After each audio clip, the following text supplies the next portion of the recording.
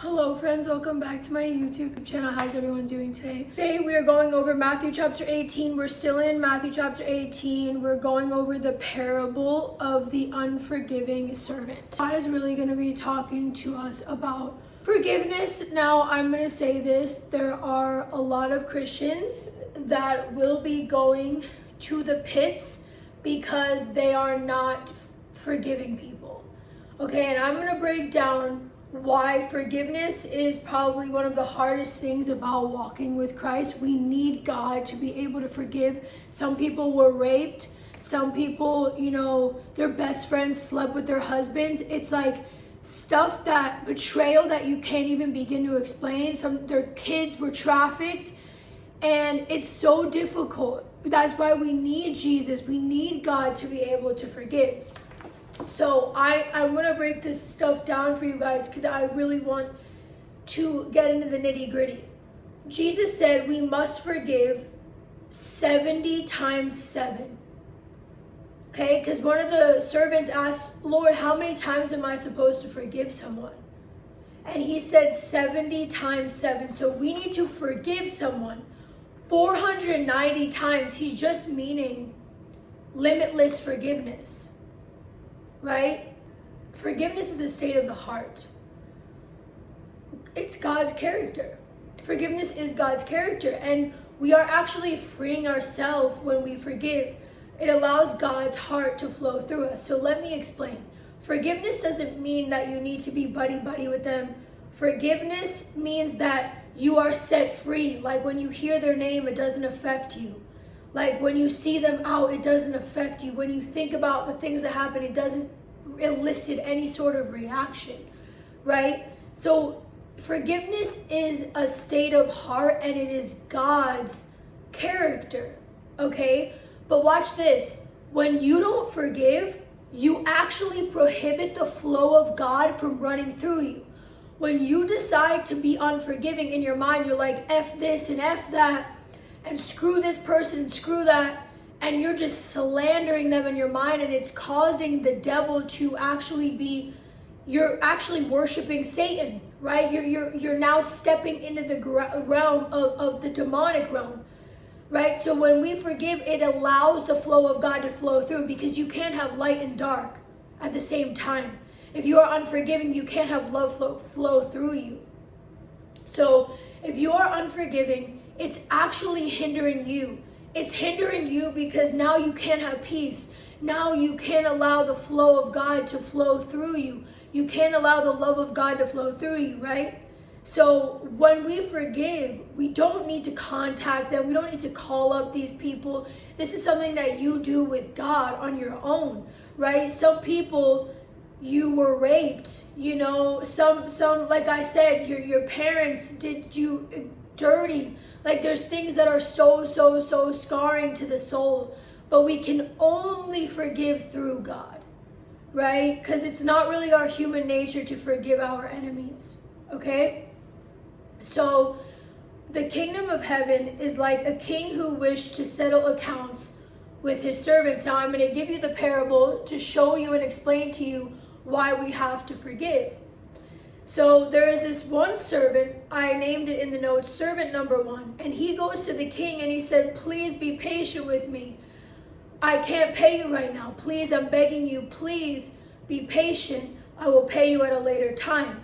And the king forgives him. He felt bad for him. He said, okay, my servant, that's okay. I forgive you. I will let you go. Okay? So now the same servant that just asked for forgiveness because he didn't have the money, right, goes to another servant. Servant number 2. Servant number 2 owed him money. Servant number 2 said to servant number 1, please forgive me.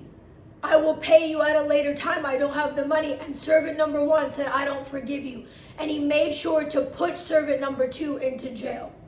So it's the unforgiving servant after he was forgiven for the things he's done. So look at the stupidity here. Look at the stupidity. You come to God, you ask for forgiveness. He forgives you after all the disgusting things you did. Remember, God has emotions too. God has feelings too. So when you're in the middle of having sex, he's watching you. right? When you're in the middle of doing all these different things, when you're in the middle of masturbating, he's watching you. He's watching you go against him, and it's hurtful, okay?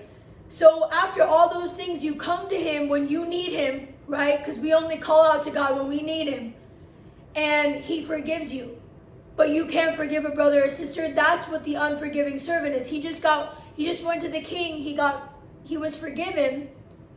And now his servant, his other co-workers asking him to forgive him because he'll pay him later. And he said, no, you look stupid. You look foolish. All throughout the scriptures, it talks about forgiveness. Okay? When we forgive, I just explained it to you. When we forgive, we open up the door for God's love and peace to flow through us. When we don't forgive, we allow the enemy to come in to torment us. That's why your friend that did something to you 20 years ago, you're still replaying it in your mind, or when you hear her name, you get angry. That situation controls you. That situation has control over you, right? So I want you guys to understand something.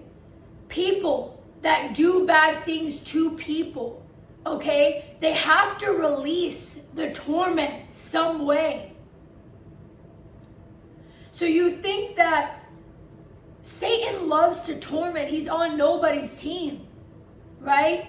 And so when you have unforgiveness and he presents that to God, you're handed over to the tormentors. You're handed over to the devil, and he's able to torment you day in, day out.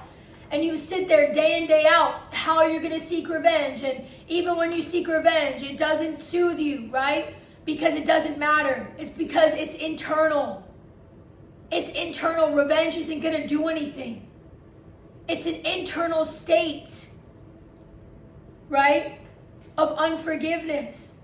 So when we forgive, now God is able to do his thing. He says, vengeance is mine, says the Lord. Right now, the wrath of God is able to, be bestowed upon whoever deserves it. Because God is a fair and just judge. He is a fair God. Whatever we do, we will pay. You reap what you sow. You reap what you sow. I'm not trying to speak to any of the goody two-shoes right now. I'm not trying to speak to the people that do good. I'm trying to speak to the people that do bad. Okay? The people that do bad in this world, I hope you're watching this video. I want you to understand something. You reap what you sow. You reap what you sow. You can't think that you're going to go around and destroy people's name and destroy people's character and think your life is going to be good. Like, you have to be slow if you think that's the case. Genuinely. Like, I genuinely am questioning your intelligence. You reap what you sow. If you decide to do bad, just know you're going to reap bad. It might be fun for a season. You might be having fun for a season, but you're going to reap what you sow. You are going to reap what you sow. That's why we have to sow good seeds, okay? In good soil. We need to do good so that we can reap a good harvest. When we sow bad seeds, we're going to reap a poor harvest. And then you ask yourself, why? Okay? There's a lot of people that they have this internal shame. It's like when they look within and try to see the things that they have done, it's like their brain blocks it out because it's like an internal shame wound. Forgiveness is not only for the person. Forgiveness is not only so that you can get into heaven. Forgiveness is how you beat the tormentor. Forgiveness is how you beat the beast. Forgiveness is how you beat the accuser. I don't think you understand. Satan does not care about how you feel. Satan will take the things that he's seen has bothered you in your life, and he will go into the wound even deeper. He'll push into it. He will push into it so hard, and he will twist it so hard because he doesn't care, because he's pure evil. And he uses people that are broken because he doesn't care, because he's pure evil. Forgiveness is to defeat the devil. Forgiveness is to defeat the enemy. Jesus was able to defeat death. He said, take heart, for I have overcome the world, right? He was able to overcome this evil that we are living in, right? Because Satan was thrown down to earth, and we are on earth with the devil, right? And we are literally in evil right now. He was able to overcome that by forgiveness. Forgiveness sets you free. Forgiveness sets you free. Forgiveness doesn't allow the enemy to come in to torment you day and night about the things that people have done to you, guys. Forgiveness allows the love of God to flow through you. You have to understand. Oh my gosh, guys, you have to understand. You have to get this. Unforgiveness and staying in a state of negativity causes nothing but hate, jealousy, like all of these negative emotions. That's why when people do me dirty, I'm like, them living in that body alone is torture on a day-to-day basis, because I know what it's like to be in your head. I know what it's like to feel wrath and anger and want to seek revenge. I know what those emotions feel like. And it's the opposite of what peace is, right? And so when you are able to forgive, when you let go, when you allow God to come into your life, guys, you are able to have peace. You're able to allow the love of God to flow through you, a peace of mind. You don't care about what people have done to you. You don't even think about it, right? So I want you guys to understand that forgiveness doesn't make you weak. Forgiveness makes you strong. Forgiveness makes you strong because now you are set free. You are set free. You don't have to be tormented day in, day out for what these people have done to you. You are set free. That's why we have to forgive. That's why we need God to forgive. Because if it was up to my flesh, I wouldn't be forgiving. I really would not be forgiving if it was up to my flesh. If it was up to my flesh, I would be doing other things, right? But God is showing me that the fleshly way is not the right way. Why do you think people seek revenge and it's still not enough, and they have to keep going and going and going and seek more revenge and seek more revenge? Because the tormentors haven't stopped in their brain. Revenge isn't going to change anything. The devil's like, let's go. He's like, he's working for me. She's a puppet loser. She's working for me. That's how he thinks, bro. That's how he thinks. He is evil. So the more that you do wrong, he's happy. But also he's able to torment you because of what you're doing. Okay? Forgiveness will set you free from the shackles of the devil. There's some people that are holding resentment and bitterness in their hearts because of all the things that people have done to them. And if there's anybody on the planet that has had literally every single person on the planet of this earth that has come into contact with me to do something dirty, it's me. If there's anyone that should be unforgiving, it's me. Because every single person that comes into my path ends up doing me dirty. I should be the one that's unforgiving, but I'm not. Instead, I beat the game of life. I understand the game. Listen, you have to play chess. Okay, you have to play chess. We're not playing checkers. Checkers is getting revenge. That's checkers. That also gives direct access to the enemy to torment you. So no matter what revenge you do, it's still not going to matter.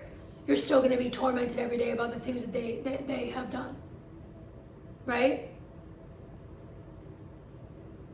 And also, revenge only works if that other party is actually affected by the things that you do. If the other party is not affected, then revenge has no meaning, right? And so you just have to keep going.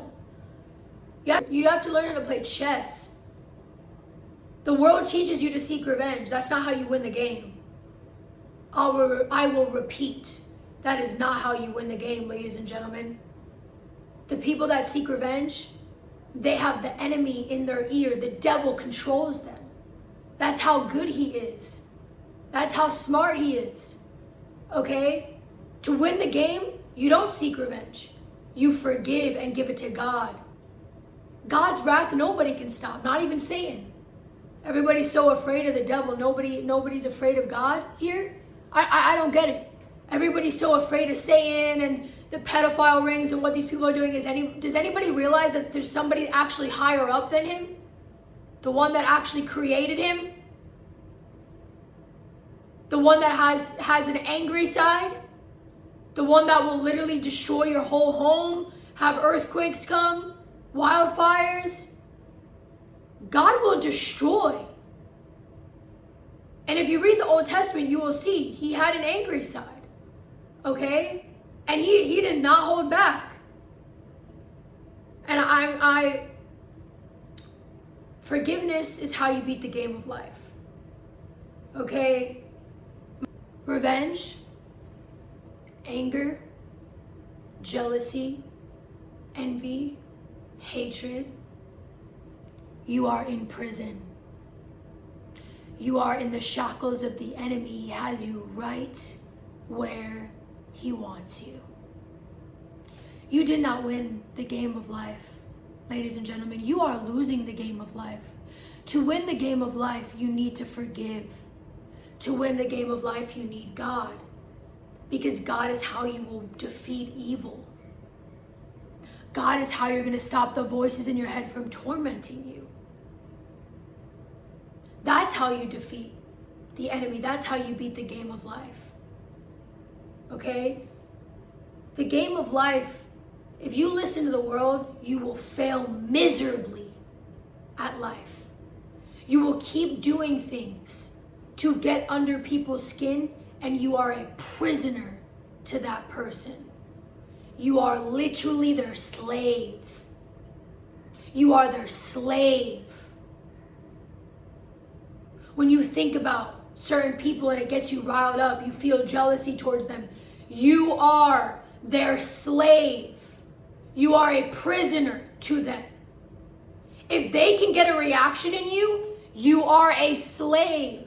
You are a prisoner. If they make you feel jealousy, you are a slave. You are a prisoner to that person.